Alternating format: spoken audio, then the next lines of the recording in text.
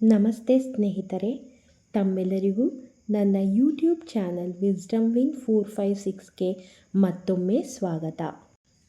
ಇವತ್ತು ನಾನು ನಿಮ್ಮ ಜೊತೆ ಶೇರ್ ಮಾಡ್ಕೊಳ್ತಾ ಇರುವ ವಿಷಯ ತುಂಬಾ ಸಿಂಪಲ್ ಆ್ಯಂಡ್ ಕಾಮನ್. ಈ ವಿಷಯ ನಮ್ಮೆಲ್ಲರಿಗೂ ಬಹಳ ಸಲ ಪ್ರಾಕ್ಟಿಕಲ್ ಆಗೇ ಎಕ್ಸ್ಪೀರಿಯನ್ಸ್ ಆಗಿರುತ್ತದೆ. ಯಾವುದಪ್ಪ ಆ ವಿಷಯ ಅಂತ ಆಲೋಚನೆ ಮಾಡ್ತಾ ಇದ್ದೀರಾ? ನಾನೇ ಹೇಳುತ್ತೇನೆ ಸ್ನೇಹಿತರೆ. ಕೆಲವೊಮ್ಮೆ ನಾವು ಕೆಲಸ ಮಾಡ್ತಾ ಇರಬೇಕಾದ್ರೆ ಆ ಕೆಲಸನ ಮುಗಿಸ್ಲಿಕ್ಕೆ ನಮಗೆ ಇನ್ನೊಂದು ವಸ್ತುವಿನ ಅವಶ್ಯಕತೆ ಬರುತ್ತದೆ ಸ್ನೇಹಿತರೆ.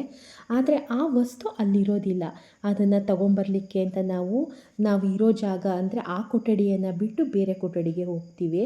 ಆ ಕೋಣೆಗೆ ಅಥವಾ ಕೊಠಡಿಗೆ ಹೋದಾಗ ನಾವು ಯಾವ ವಸ್ತುನ ಬಂದಿರ್ತೀವಿ ತಗೋಬೇಕು ಅಂತ, ಆ ವಸ್ತುನ ಮರ್ತೇ ಹೋಗ್ಬಿಟ್ಟಿರ್ತೀವಿ.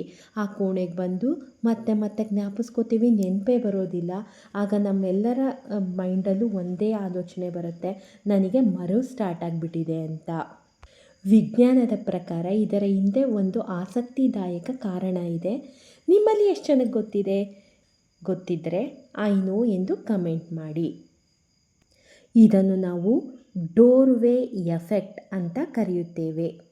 ನಾವು ಒಂದು ಕೋಣೆಯಿಂದ ಇನ್ನೊಂದು ಕೋಣೆಗೆ ಹೋದಾಗ ನಮ್ಮ ಮೆದುಳು ಆ ಕೋಣೆಗೆ ತಕ್ಕಂತೆ ತನ್ನನ್ನು ಮರುಹೊಂದಾಣಿಕೆ ಮಾಡಿಕೊಳ್ಳುತ್ತದೆ. ಹಾಗಾಗಿ ಆ ಸಮಯದಲ್ಲಿ ನಾವು ಮೊದಲು ನೆನಪಿನಲ್ಲಿ ಇಟ್ಟುಕೊಂಡಿದ್ದ ವಿಷಯವನ್ನು ನೆನಪಿಸಿಕೊಳ್ಳಲು ಸ್ವಲ್ಪ ಕಷ್ಟವಾಗುತ್ತದೆ. ಮುಂದಿನ ಸಲ ನಿಮಗೆ ಈ ಅನುಭವವಾದಾಗ ಡೋರ್ವೇ ಎಫೆಕ್ಟ್ ಅಂತ ಹೇಳಿ ಸುಮ್ಮನೆ ಒಮ್ಮೆ ನಕ್ಕಿಬಿಡಿ ಸ್ನೇಹಿತರೆ. ಇಂತಹ ನಿಜ ಜೀವನದ ಆಸಕ್ತಿದಾಯಕ ವಿಷಯಗಳನ್ನು ತಿಳಿದುಕೊಳ್ಳುವುದಕ್ಕೆ ನಮ್ಮ ಯೂಟ್ಯೂಬ್ ಚಾನಲನ್ನು ಸಬ್ಸ್ಕ್ರೈಬ್ ಮಾಡಿ. ವಿಷಯ ಇಷ್ಟವಾಗಿದ್ದರೆ ಲೈಕ್ ಮಾಡಿ, ಶೇರ್ ಮಾಡಿ ಮತ್ತು ನಿಮ್ಮ ಅನುಭವವನ್ನು ನಮ್ಮೊಂದಿಗೆ ಹಂಚಿಕೊಳ್ಳಿ. Thank you.